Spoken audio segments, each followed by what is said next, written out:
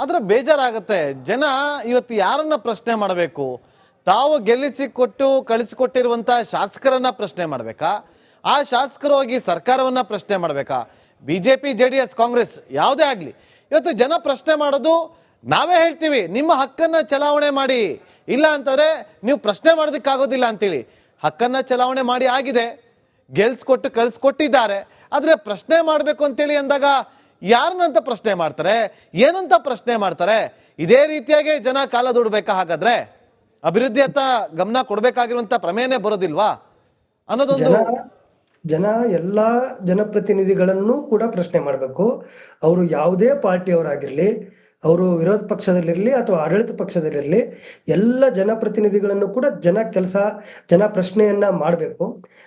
ಒಬ್ಬ ಜನಪ್ರತಿನಿಧಿಯ ಮೂಲಭೂತ ಕರ್ತವ್ಯ ಏನಿದೆ, ಅವನ ಕೆಲಸ ಏನಿದೆ, ಯಾವ ಕಾರಣಕ್ಕೋಸ್ಕರ ಅವನು MLA ಆಗಿರ್ತಾನೆ, ಯಾವ ಕಾರಣಕ್ಕೋಸ್ಕರ ಅವನು ಜನರ ಪ್ರತಿನಿಧಿ ಆಗಿರ್ತಾನೆ, ಅದನ್ನ ಅವನು ಮಾಡ್ತಾ ಇದ್ದಾನ ಅನ್ನೋದು ಬಹಳ ಮುಖ್ಯವಾದಂತ ಪ್ರಶ್ನೆ. ಅವನು ಮಾಡ್ತಾ ಇಲ್ಲ. ಅವನು ಮಾಡ್ತಾ ಇಲ್ಲ ಅಂತಂದ್ರೂ ಕೂಡ ಈಗ ಜನ ನೋಡಿ, ಜನ ಪ್ರಶ್ನೆ ಮಾಡ್ತಾ ಇಲ್ಲ ಅಥವಾ ಜನ ಪ್ರಶ್ನೆ ಮಾಡ್ತಾ ಇದ್ದಾರೆ ಅನ್ನೋ ಅದ್ರ ಬಗ್ಗೆನೂ ಕೂಡ ಚರ್ಚೆ ಇದೆ. ಜನ ಕೇಳ್ತಾ ಇರ್ಬೋದು, ಆದ್ರೆ ಅದನ್ನ ಕೇಳಿಸ್ಕೊಳ್ತಾ ಇಲ್ಲ ಬಹುಶಃ ಯಾರು. ಜನರ ಮನಸ್ಸಿನೊಳಗಡೆ ಪ್ರಶ್ನೆಗಳು ಇದ್ದೇ ಇದೆ, ಆದ್ರೆ ಅದಕ್ಕೆ ಗಮನ ಕೊಡ್ಬೇಕಾದಂತ, ಅದಕ್ಕೆ ಕಿವಿ ಕೊಡ್ಬೇಕಾದಂತವ್ರು ಯಾರು? ಜನಪ್ರತಿನಿಧಿಗಳು. ಜನ ಅದನ್ನೇ ಕೇರ್ ಮಾಡದೇ ಇದ್ರೆ ಜನ ಏನ್ ಮಾಡ್ತಾರೆ? ಜನ ಬಹಳ ಅಂದ್ರೆ ಅವರು ತಮ್ಮ ಅಭಿಪ್ರಾಯವನ್ನ ಬೇರೆ ಬೇರೆ ಪ್ಲಾಟ್ಫಾರ್ಮ್ಗಳ ಮೂಲಕ ಹೇಳ್ತಾರೆ, ತಮ್ಮ ಸಮಸ್ಯೆಗಳನ್ನ ಹೇಳ್ಕೊಳ್ತಾರೆ. ಮಾಧ್ಯಮಗಳ ಮೂಲಕ ಹೇಳ್ಕೋಬಹುದು, ಸಾಮಾಜಿಕ ಜಾಲತಾಣಗಳ ಮೂಲಕ ಹೇಳ್ಕೋಬಹುದು, ಎಲ್ಲಾದ್ರೂ ಅವರು ಹೇಳ್ಬೋದು.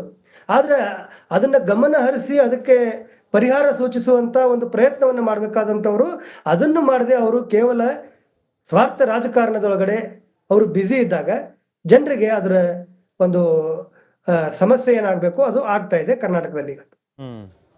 ಓಕೆ, ಈಗ ಸ್ವಲ್ಪ ಈ ರಾಜಕೀಯದ ವಿಚಾರವಾಗಿ ಮಾತಾಡ್ತಾ ಹೋಗೋಣ. ಇಲ್ಲಿ ಇವತ್ತಿನ ಚರ್ಚಾ ವಿಚಾರ ಅದಂತೆ ಅಂತಾರೆ, ಟೈಟಲ್ ಏನಂತಂದ್ರೆ ಪೊಲಿಟಿಕಲ್ ಪರ್ಸನಲ್ ಫೈಟ್. ಇದ್ರಲ್ಲೇ ಕಾಲ ದೂಡ್ತಿದ್ದಾರೆ ಎಲ್ಲ ನಮ್ಮ ಮೂರು ಪಕ್ಷದ ನಾಯಕರು. ಯಾಕೆಂತ ಈ ಪ್ರಶ್ನೆ ಏನಕ್ಕೆ ಕೇಳಿದೆ ಅಂತಂದ್ರೆ, ಮೂರು ಪಕ್ಷದಲ್ಲೂ ಕೂಡ ರಾಜ್ಯಾಧ್ಯಕ್ಷರ ಸ್ಥಾನಮಾನಗಳ ಬದಲಾವಣೆಗಳ ಬಗ್ಗೆ ಚರ್ಚೆಗಳಾಗ್ತಾ ಇದೆ. ಇವತ್ತು ಒಂದು ಟೀಮ್ ಡೆಲ್ಲಿಗೆ ಹೋಗಿದೆ ಬಿಜೆಪಿ ಪಾಳದಲ್ಲಿ, ಇನ್ನೊಂದು ಕಡೆ ಕಾಂಗ್ರೆಸ್ ಪಾಳದಲ್ಲಿ ಎರಡೆರಡು ಹುದ್ದೆ ಹೆಂಗೆ ಕೊಡ್ತಾರೆ, ಅದು ಆಗೋದಿಲ್ಲ ಅಂತೇಳಿ.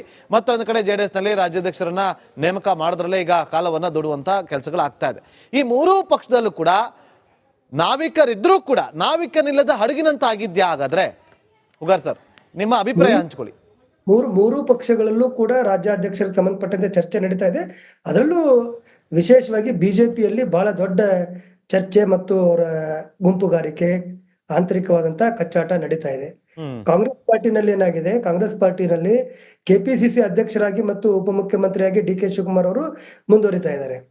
ಅವರ ಯಾವಾಗ ಈ ಸರ್ಕಾರ ಬಂದಿದೆ ಅವಾಗ್ಲಿಂದನೂ ಕೂಡ ಅವರು 2 ಹುದ್ದೆಗಳನ್ನ ಮುಂದೆ ಆ 2 ಸ್ಥಾನಗಳಲ್ಲಿ ಮುಂದುವರೆದಿದ್ದಾರೆ. ಈ ಅವರ KPCC ಅಧ್ಯಕ್ಷ ಸ್ಥಾನವನ್ನಾಗ್ಲಿ ಅಥವಾ ಇನ್ನೊಂದು ಅವರು ಮಂತ್ರಿ ಸ್ಥಾನವನ್ನಾಗ್ಲಿ ಬಿಟ್ಟು ಕೊಡಬೇಕು ಅಂತ, ಒಂದೇ ವ್ಯಕ್ತಿ 2 ಹುದ್ದೆಯಲ್ಲಿ ಇರಬಾರ್ದು ಅಂತ ಕಾಂಗ್ರೆಸ್ನೊಳಗೆ ಯಾರು ಹೇಳ್ತಾ ಇದ್ದಾರೋ, ಯಾವಾಗ ಕಾಂಗ್ರೆಸ್ನೊಳಗಡೆ ಮುಖ್ಯಮಂತ್ರಿ ಸ್ಥಾನದ ಪೈಪೋಟಿ ಜಾಸ್ತಿ ಆಗತ್ತೆ, ಯಾವಾಗ ಸ್ವಲ್ಪ DK ಶಿವಕುಮಾರ್ ಅವರು ತಮ್ಮ ಚಟುವಟಿಕೆಗಳನ್ನ ಸ್ಪೀಡ್ ಮಾಡ್ತಾರೆ, ಮುಖ್ಯಮಂತ್ರಿ ನೆಕ್ಸ್ಟ್ ಈಗ ನಾನು ಅದಕ್ಕೆ ನನಗೆ ಅವಕಾಶ ಸಿಗಬೇಕು ಅಂತ ಅನ್ನುವ ಒಂದು ಚಟುವಟಿಕೆಯನ್ನು ಯಾವಾಗ ಅವರು ತೀವ್ರ ಮಾಡ್ತಾರೋ ಅವ್ರಿಗೊಂದು ಬ್ರೇಕ್ ಹಾಕುವಂತ ಕೆಲಸವನ್ನ ಮಾಡ್ಲಿಕ್ಕೆ ಇಮಿಡಿಯೇಟ್ಲಿ ಇದು ಒಬ್ಬ ವ್ಯಕ್ತಿ 2 ಹುದ್ದೆ ಈ ವಿಚಾರವನ್ನ ಕಾಂಗ್ರೆಸ್ನೊಳಗಡೆ ಒಂದು ಮೇಲಕ್ಕೆ ತರಲಾಗ್ತಾ ಇದೆ. ಅದಕ್ಕೆ ಬಹುಶಃ DK ಶಿವಕುಮಾರ್ ಅವ್ರಿಗೆ ಒಂದು ಚೆಕ್ಮೇಟ್ ಅನ್ನ ಇಡೋದಕ್ಕೆ, DK ಶಿವಕುಮಾರ್ ಅವರಿಗೆ ಚೆಕ್ಮೇಟ್ ಇಡೋದಕ್ಕೆ ಸಿದ್ದರಾಮಯ್ಯ ಅವರ ಬೆಂಬಲಿಗರ ಏನು ಸಚಿವರಿದ್ದಾರೆ, ಮುಖಂಡರುಗಳಿದ್ದಾರೆ, ರಾಜಕಾರಣಿಗಳಿದ್ದಾರೆ, ಶಾಸಕರಿದ್ದಾರೆ, ಅವರೆಲ್ಲರೂ ಕೂಡ ಆ ತರದ ಒಂದು ಪ್ರಯೋಗನ ಮಾಡ್ತಾ ಇದ್ದಾರೆ. ಆದ್ರೆ ಸದ್ಯಕ್ಕೆ ಯಾವುದೇ ಬದಲಾವಣೆ ಕಾಂಗ್ರೆಸ್ನಲ್ಲಿ KPCC ಅಧ್ಯಕ್ಷರ ಹುದ್ದೆಗೆ ಸಂಬಂಧಪಟ್ಟಂತೆ ಆಗತ್ತೆ ಅಂತ ಅನಿಸ್ತಾ ಇಲ್ಲ. ಇತ್ತೀಚೆಗೆ AICC ಅಧ್ಯಕ್ಷರಾದಂತ ಖರ್ಗೆ ಅವರು ಒಂದು ಮಾತನ್ನ ಹೇಳಿದ್ರು, ಎಲ್ಲರೂ ಕೂಡ ಬಾಯಿ ಮುಚ್ಕೊಂಡು ಸುಮ್ಮನೆ ಕೂಡಿ, ಯಾವಾಗ ಏನ್ ಮಾಡಬೇಕು ಅನ್ನೋದು ನಮ್ಗೆ ಗೊತ್ತಿದೆ, ನಾವು ಡಿಸೈಡ್ ಮಾಡ್ತೇವೆ, ನೀವು ಸದ್ಯಕ್ಕೆ ಯಾರು ಮಾತಾಡಬೇಡಿ, ಬಾಯಿ ಮುಚ್ಕೊಂಡು ಸುಮ್ ಕೂಡಿ ಅಂತ ಅವರು ಹೇಳಿದ ಮೇಲೆ ಒಂದು ಹಂತದವರೆಗೆ ಸ್ವಲ್ಪ ಮಟ್ಟಿಗೆ ಆ ಒಂದು ಬಹಿರಂಗ ಚರ್ಚೆ ಕಡಿಮೆ ಆಗಿದೆ. 100% ನಿಂತಿಲ್ಲ. ಅದಾದ್ಮೇಲೂ ಕೂಡ ಕೆಲವು ಜನ ಅದರ ಬಗ್ಗೆ ಪ್ರತಿಕ್ರಿಯೆಯನ್ನ ಕೊಟ್ಟಿದ್ದಾರೆ, ಸ್ಟೇಟ್ಮೆಂಟ್ ಮಾಡಿದ್ದಾರೆ, ನಡೀತಾ ಇದೆ. ಆದರೂ ಕೂಡ ಒಂದು ಹಂತದ ಈ ರೀತಿಯ ಓಪನ್ ಬಹಿರಂಗವಾದಂತ ಒಂದು ಗುಂಪುಗಾರಿಕೆಯನ್ನು ಕಾಂಗ್ರೆಸ್ ಒಳಗಡೆ ನಡೀತಾ ಇತ್ತು. ಅದಕ್ಕೆ ಬ್ರೇಕ್ ಹಾಕುವ ಕೆಲಸವನ್ನ ಮಲ್ಲಿಕಾರ್ಜುನ್ ಖರ್ಗೆ ಅವರ ಹೇಳಿಕೆ ಮಾಡ್ತು. ಆದ್ರೆ ಬಿಜೆಪಿಯಲ್ಲಿ ಆ ತರದ ಒಂದು ಪ್ರಯತ್ನವೂ ಕೂಡ ನಡೀತಾ ಇಲ್ಲ. ಹ್ಮ್ ಬಿಜೆಪಿ ಒಳಗಡೆ ಏನ್ ನಡೀತಾ ಇದೆ ಇದು ಸರಿಯಲ್ಲ ಅಂತೇಳಿ ಬಹಿರಂಗವಾಗಿ ಹೇಳುವಂತ, ಎರಡೂ ಗುಂಪುಗಳ ಜೊತೆಗೆ ಮಾತಾಡುವಂತ ಕೆಲಸವನ್ನು ಕೂಡ ಯಾರೂ ಮಾಡ್ತಾ ಇಲ್ಲ ಬಿಜೆಪಿ ಒಳಗಡೆ. ಅದೇ ಈಗ ಸುಭಾಷ್ ಸರ್, ಅದೇ ಈಗ ಉದ್ಭವ ಆಗಿರುವಂತ ಪ್ರಶ್ನೆ. ಯಾಕೆಂತಂದ್ರೆ ನನ್ನ ನೆಕ್ಸ್ಟ್ ಪ್ರಶ್ನೆ ಅದೇ ಆಗಿತ್ತು. ಒಂದು ಶಿಸ್ತಿನ ಪಕ್ಷ ಬಿಜೆಪಿ ಇವತ್ತು ಈ ರೀತಿಯಾಗಿ ಬಣ ಬಡಿದಾಟದಲ್ಲಿ ಎಲ್ಲರೂ ಕೂಡ ನಿರತರಾಗಿದ್ದಾರೆ. ಇಂಥ ಸಂದರ್ಭದಲ್ಲಿ ಶಿಸ್ತಿನ ಪಕ್ಷ ಬಿಜೆಪಿ ವರಿಷ್ಠರು ಇವರ ತಾಳಕ್ಕೆ ತಕ್ಕಂತೆ ಕುಣಿತಾರ ವರಿಷ್ಠರು ಅನ್ನೋದೇ ನನ್ನ ಪ್ರಶ್ನೆ ಆಗಿತ್ತು. ಆದ್ರೆ ಬೇಜಾರಾಗುತ್ತೆ. ಜನ ಇವತ್ತು ಯಾರನ್ನ ಪ್ರಶ್ನೆ ಮಾಡಬೇಕು? ತಾವು ಕಳಿಸಿಕೊಟ್ಟಿರುವಂತ ಶಾಸಕರನ್ನ ಪ್ರಶ್ನೆ ಮಾಡ್ಬೇಕಾ? ಆ ಶಾಸಕರು ಹೋಗಿ ಸರ್ಕಾರವನ್ನ ಪ್ರಶ್ನೆ ಮಾಡ್ಬೇಕಾ? ಬಿಜೆಪಿ, JDS, ಕಾಂಗ್ರೆಸ್ ಯಾವುದೇ ಆಗ್ಲಿ, ಇವತ್ತು ಜನ ಪ್ರಶ್ನೆ ಮಾಡೋದು ನಾವೇ ಹೇಳ್ತೀವಿ, ನಿಮ್ಮ ಹಕ್ಕನ್ನ ಚಲಾವಣೆ ಮಾಡಿ, ಇಲ್ಲ ಅಂತಂದ್ರೆ ನೀವು ಪ್ರಶ್ನೆ ಮಾಡೋದಕ್ಕಾಗೋದಿಲ್ಲ ಅಂತೇಳಿ. ಹಕ್ಕನ್ನ ಚಲಾವಣೆ ಮಾಡಿ ಆಗಿದೆ, ಕಳಿಸ್ಕೊಟ್ಟಿದ್ದಾರೆ. ಆದ್ರೆ ಪ್ರಶ್ನೆ ಮಾಡ್ಬೇಕು ಅಂತೇಳಿ ಅಂದಾಗ ಯಾರನ್ನಂತ ಪ್ರಶ್ನೆ ಮಾಡ್ತಾರೆ, ಏನಂತ ಪ್ರಶ್ನೆ ಮಾಡ್ತಾರೆ? ಇದೇ ರೀತಿಯಾಗಿ ಜನ ಕಾಲ ದುಡ್ಬೇಕಾ? ಹಾಗಾದ್ರೆ ಅಭಿವೃದ್ಧಿ ಅಂತ ಗಮನ ಕೊಡ್ಬೇಕಾಗಿರುವಂತ ಪ್ರಮೇಯನೇ ಬರೋದಿಲ್ವಾ ಅನ್ನೋದೊಂದು. ಜನ ಎಲ್ಲಾ ಜನಪ್ರತಿನಿಧಿಗಳನ್ನು ಕೂಡ ಪ್ರಶ್ನೆ ಮಾಡಬೇಕು. ಅವರು ಯಾವುದೇ ಪಾರ್ಟಿಯವರಾಗಿರ್ಲಿ, ಅವರು ವಿರೋಧ ಪಕ್ಷದಲ್ಲಿರಲಿ ಅಥವಾ ಆಡಳಿತ ಪಕ್ಷದಲ್ಲಿರಲಿ, ಎಲ್ಲ ಜನಪ್ರತಿನಿಧಿಗಳನ್ನು ಕೂಡ ಜನ ಪ್ರಶ್ನೆಯನ್ನ ಮಾಡಬೇಕು. ಒಬ್ಬ ಜನಪ್ರತಿನಿಧಿಯ ಮೂಲಭೂತ ಕರ್ತವ್ಯ ಏನಿದೆ, ಅವನ ಕೆಲಸ ಏನಿದೆ, ಯಾವ ಕಾರಣಕ್ಕೋಸ್ಕರ ಅವನು MLA ಆಗಿರ್ತಾನೆ, ಯಾವ ಕಾರಣಕ್ಕೋಸ್ಕರ ಅವನು ಜನರ ಪ್ರತಿನಿಧಿ ಆಗಿರ್ತಾನೆ, ಅದನ್ನ ಅವನು ಮಾಡ್ತಾ ಇದ್ದಾನ ಅನ್ನೋದು ಬಹಳ ಮುಖ್ಯವಾದಂತ ಪ್ರಶ್ನೆ. ಅವನು ಮಾಡ್ತಾ ಇಲ್ಲ ಅಂತಂದ್ರೂ ಕೂಡ ಈಗ ಜನ ಪ್ರಶ್ನೆ ಮಾಡ್ತಾ ಇಲ್ಲ ಅಥವಾ ಜನ ಪ್ರಶ್ನೆ ಮಾಡ್ತಾ ಇದ್ದಾರೆ ಅನ್ನೋ ಅದ್ರ ಬಗ್ಗೆನೂ ಕೂಡ ಚರ್ಚೆ ಇದೆ. ಜನ ಕೇಳ್ತಾ ಇರ್ಬೋದು, ಆದ್ರೆ ಅದನ್ನ ಕೇಳಿಸ್ಕೊಳ್ತಾ ಇಲ್ಲ ಬಹುಶಃ ಯಾರು. ಜನರ ಮನಸ್ಸಿನೊಳಗಡೆ ಪ್ರಶ್ನೆಗಳು ಇದ್ದೇ ಇದೆ, ಆದ್ರೆ ಅದಕ್ಕೆ ಗಮನ ಕೊಡ್ಬೇಕಾದಂತ, ಅದಕ್ಕೆ ಕಿವಿ ಕೊಡ್ಬೇಕಾದಂತವ್ರು ಯಾರು? ಜನಪ್ರತಿನಿಧಿಗಳು. ಜನ ಅದನ್ನೇ ಕೇರ್ ಮಾಡದೇ ಇದ್ರೆ ಜನ ಏನ್ ಮಾಡ್ತಾರೆ? ಜನ ಬಹಳ ಅಂದ್ರೆ ಅವರು ತಮ್ಮ ಅಭಿಪ್ರಾಯವನ್ನ ಬೇರೆ ಬೇರೆ ಪ್ಲಾಟ್ಫಾರ್ಮ್ಗಳ ಮೂಲಕ ಹೇಳ್ತಾರೆ, ತಮ್ಮ ಸಮಸ್ಯೆಗಳನ್ನ ಹೇಳ್ಕೊಳ್ತಾರೆ. ಮಾಧ್ಯಮಗಳ ಮೂಲಕ ಹೇಳ್ಕೋಬಹುದು, ಸಾಮಾಜಿಕ ಜಾಲತಾಣಗಳ ಮೂಲಕ ಹೇಳ್ಕೋಬಹುದು, ಎಲ್ಲಾದ್ರೂ ಅವರು ಹೇಳ್ಬೋದು. ಆದ್ರೆ ಅದನ್ನ ಗಮನ ಹರಿಸಿ ಅದಕ್ಕೆ ಪರಿಹಾರ ಸೂಚಿಸುವಂತ ಒಂದು ಪ್ರಯತ್ನವನ್ನ ಮಾಡ್ಬೇಕಾದಂತವ್ರು ಅದನ್ನು ಮಾಡದೆ ಅವರು ಕೇವಲ ಸ್ವಾರ್ಥ ರಾಜಕಾರಣದೊಳಗಡೆ ಅವರು ಬ್ಯುಸಿ ಇದ್ದಾಗ ಜನರಿಗೆ ಅದರ ಒಂದು ಸಮಸ್ಯೆ ಏನಾಗಬೇಕು ಅದು ಆಗ್ತಾ ಇದೆ ಕರ್ನಾಟಕದಲ್ಲಿ. ಓಕೆ, ಈಗ ಸ್ವಲ್ಪ ಈ ರಾಜಕೀಯದ ವಿಚಾರವಾಗಿ ಮಾತಾಡ್ತಾ ಹೋಗೋಣ. ಇಲ್ಲಿ ಇವತ್ತಿನ ಚರ್ಚಾ ವಿಚಾರದಂತೆ ಅಂತಾರೆ ಟೈಟಲ್ ಏನಂತಂದ್ರೆ ಪೊಲಿಟಿಕಲ್ ಪರ್ಸನಲ್ ಫೈಟ್. ಇದ್ರಲ್ಲೇ ಕಾಲ ದೂಡ್ತಿದ್ದಾರೆ ಎಲ್ಲ ನಮ್ಮ ಮೂರು ಪಕ್ಷದ ನಾಯಕರು. ಯಾಕೆಂತ ಈ ಪ್ರಶ್ನೆ ಏನಕ್ಕೆ ಕೇಳಿದೆ ಅಂತಂದ್ರೆ, ಮೂರು ಪಕ್ಷದಲ್ಲೂ ಕೂಡ ರಾಜ್ಯಾಧ್ಯಕ್ಷರ ಸ್ಥಾನಮಾನಗಳ ಬದಲಾವಣೆಗಳ ಬಗ್ಗೆ ಚರ್ಚೆಗಳಾಗ್ತಾ ಇದೆ. ಇವತ್ತು ಒಂದು ಟೀಮ್ ಡೆಲ್ಲಿಗೆ ಹೋಗಿದೆ ಬಿಜೆಪಿ ಪಾಳದಲ್ಲಿ, ಇನ್ನೊಂದು ಕಡೆ ಕಾಂಗ್ರೆಸ್ ಪಾಳದಲ್ಲಿ ಎರಡೆರಡು ಹುದ್ದೆ ಹೆಂಗೆ ಕೊಡ್ತಾರೆ, ಅದು ಆಗೋದಿಲ್ಲ ಅಂತೇಳಿ.